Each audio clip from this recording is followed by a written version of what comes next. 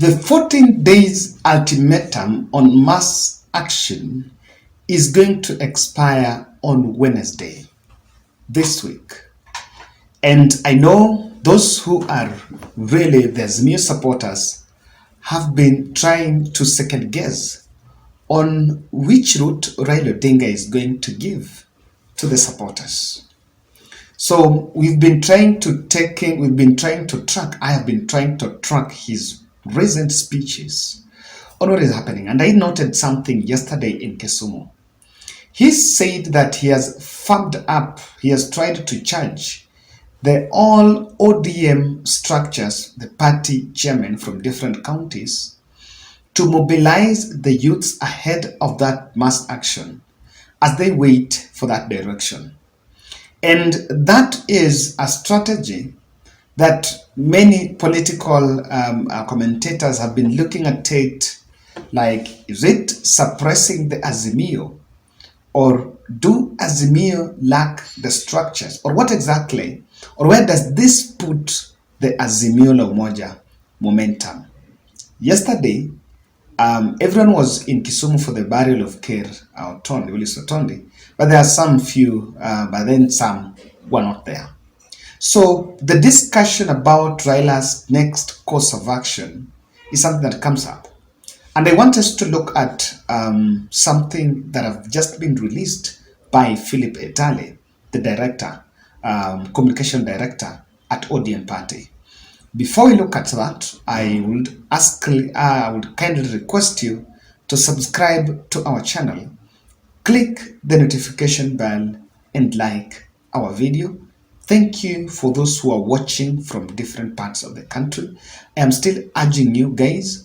There is a small fundraiser that is being done for Umosh Jakababa, who was arrested in Jacaranda, and some few people, some gentleman has just reached out to me. I think it's the wife, some lady, I think it's the wife, and they just needed some small support. So I've pinned the number of it, Umosh Jakababa. Kindly just send as little as what you can have, 50, 100, what it is, so that by the time we will be taken tomorrow, we know there's mere leadership might prevail, of course can prevail, but they don't want to take that risk. And of course that money will still help because he was Amekwandani since Thursday. So this is equally a brother for a brother. The number is there.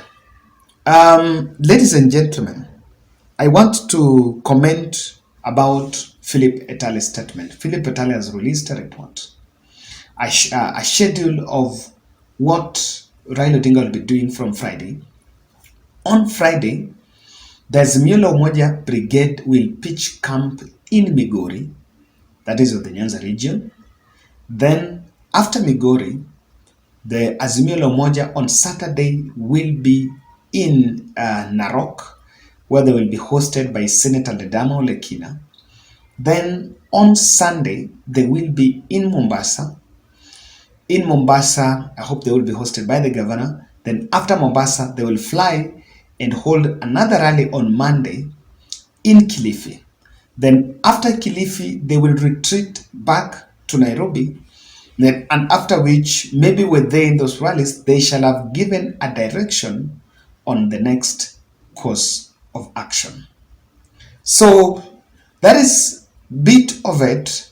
And I understand that Raila, the supporters have been asking on what next, especially in terms of state action.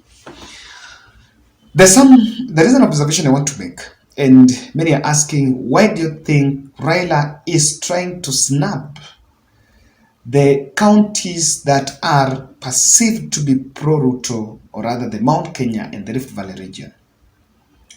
The reason why that, according to my position, why that seems to be the direction, or rather they're trying to snap those areas, sorry, is because of the violence propaganda. Remember what happened in Kisii was very unfortunate, to say the truth, because Raila held a rally on Saturday. Then on Monday, there was a pro-UDA team that went and attacked some ODM, some Azimio supporters in Kisii, and even some people were injured. So that was, according to me, something that happened so that it can create a scenario of maybe some hostility meted on ODM. And then I don't think Raila will be comfortable to face, or rather to see that happening at this moment when those rallies are going on. So he has decided to kind of still wait a bit and make the move when, because in politics, make the move when it's necessary. In politics, you must know when to strike, when to retreat, and what to do. So, with that schedule, I think it is directly communicating to the supporters that what would be the situation, rather, what would be the direction is that the mass action probably will not be next week. And remember, I think I analyzed it here that according to the statement from Jacaranda, after 14 days, they said they would call for mass action. Not that after 14 days, now the 15th day, but after those 14 days is when they are going now to give a direction. So, what is at stake in Raila Odinga's mass action? There are a lot of things that are at stake. The first thing I can say here is when Raila was in KTN News, he said this, he spoke of a dialogue, and the grounds of that dialogue were also not really making that dialogue very impossible in terms of opening the servers so that they find the legitimate winner. The other demand he also put, there were actually three demands. One was to stop the process of electing the new IBC, or rather appointing the new IBC commissioners. And then the third one was addressing the cost of living. My position is still clear that I would urge Azimio to reverse that pyramid so that the cost of living be at the top, IBC comes second, then the question of the server, or rather the legitimacy question, comes third. But that's my that's my opinion, though. If I was to be the political strategist for Azimio, I would pick that I would pick it in order, in that order, in terms of priority. So, ladies and gentlemen, that seems to be the new development. And he said that there, and in Kisumu, he said that there is no science, or rather there is no possibility, zero possibility that such a dialogue will be held. In that context, I just want to expound a bit. What is at stake as far as the mass action is concerned? Let me say this.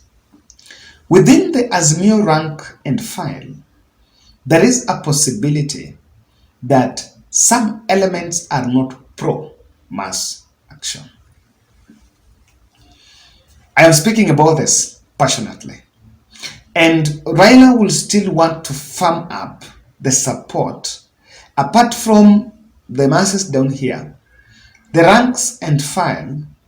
There are those who still hold into this might not be it, and will go the dialogue way. I remember when when the 30th mass swearing in at Uhuru Park happened, amongst those who skipped, one is still with Raila. And when they skipped, they said they still harbor political ambitions, and if they would go to some swearing in, then possibility would be that maybe they will be barred from seeking office. So that seems to be something that has been put in table. And one aspect that is at stake is that issue of divided loyalty. Secondly, let me make it from what I've seen. The Nation today had a very interesting headline that Ruto goes after Uhuru and Raila, especially business empires. If there is something that we need to be very human enough to understand, is that the Raila we see in a rally is a politician, is also an investor. And there are some plugs that when normally are pulled, you may not talk about it, but it pinches beyond the political rhetoric. I have seen Rigathi Gachagua, who is on the Mount Kenya wing, being equipped and talking about Uhuru Kenyatta, there is Uhuru Kenyatta that in fact business empires. William Samoei Ruto has also spoken about Raila Odinga about the gas issue that touches is that a space, which is a space that Raila Odinga has an investment. So you also need to find out yourself, Mark, what do you think Ruto is going for after Kalonzo Musyoka? On Kalonzo's front, what is going on? In my understanding, the business attacks maybe is a strategy to contain Raila Odinga, and they're still holding the grounds to look at how that would play out. The reason why I'm saying this is, I think Raila Odinga is also trying to juggle with the economic sabotage card. The mass action, I think it would have only an impact and a bigger impact if it has an economic sabotage potential. That will be it. Not on security. I know many people have looked at it in terms of security.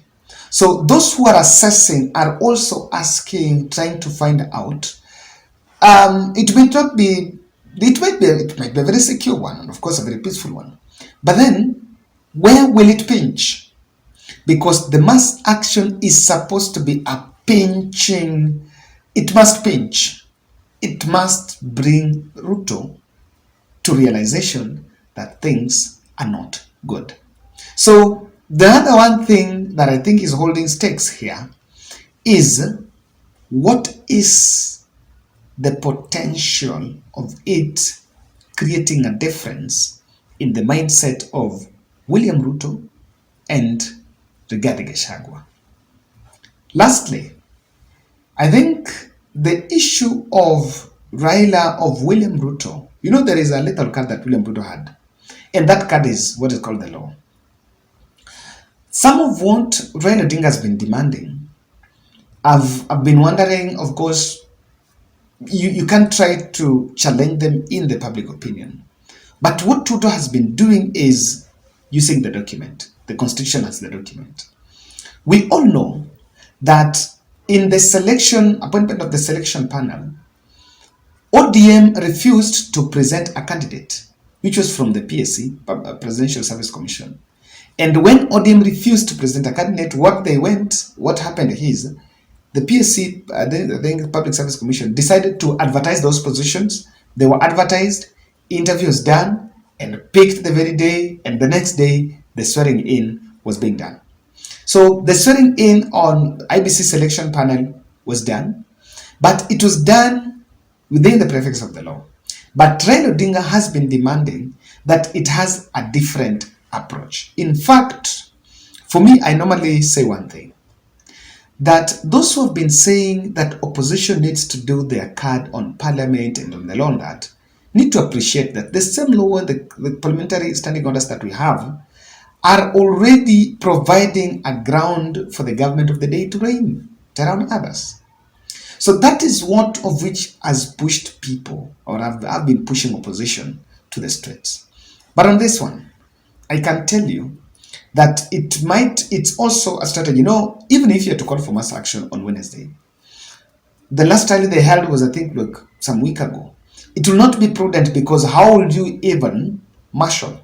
But with the kamata going on, I think Ruto is trying to avert this mass action from the grassroots level. It is also impractical, and I want to believe so. It's a bit impractical to call for that action if you've not visited the other counties. It will be seen as for those counties. So I expect maybe they will make the coastal tour. After the coastal tour, they might go to the Kalonzo Musyoka space, probably the areas of northeastern Kidogo, then try to get to central Kenya. So the Mount Kenya one will be a very interesting one. I will personally try to attend if it be there, so that I make myself very good observations. But then that is what, according to me, is at stake as far as mass action is concerned.